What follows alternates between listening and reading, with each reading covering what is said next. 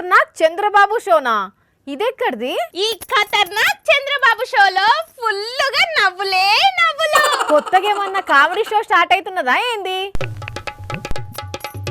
Hello Padmakka, ఇన్ని రోజులు comedy show చూడాలి చూడాలి అంటివి కదా, ఇప్పుడు కొత్త చంద్రబాబు షో స్టార్ట్ అయిందట.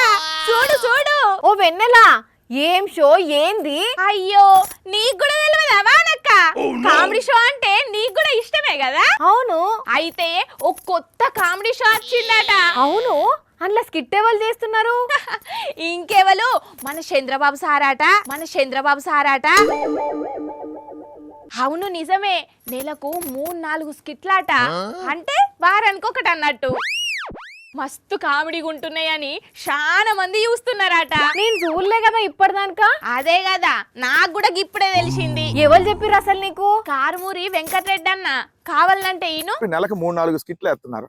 జబర్దస్త్ ఈ మధ్య ఎవరు చూడట్లా, చంద్రబాబు నాయుడు స్కిట్సే చూస్తున్నారు ఈ మధ్య. ఎందుకంటే నవ్వుకోవటానికి, కామెడీగా ఉంటున్నాయని. ఇన్నవా? ఎట్లాగూ నాకు కూడా స్కిట్లు వేయాలనే ఉన్నది కాబట్టి చంద్రబాబు సార్ని అడిగి ఆయన టీంలా కంటెస్టెంట్ గా పెట్టుకోమంట. పెట్టుకుంటే ఏ స్కిట్ చేస్తావు, ఏం కామెడీ చేస్తావు? సింపుల్, ఏమున్నది, ఈ ప్రపంచానికి సెల్ ఫోన్ కనిపెట్టింది నేనే అంట. దోమల మీద దండయాత్ర చేస్తా అని చెప్తా. డ్రోన్లెక్కి ఎవలిండ్ల మీద వాళ్ళే దిగచ్చు అని చెప్తా. ఏందక్క గట్ల నవ్వుతున్నావు? ఇంతకంటే కామెడీ ఇంకేముంటది?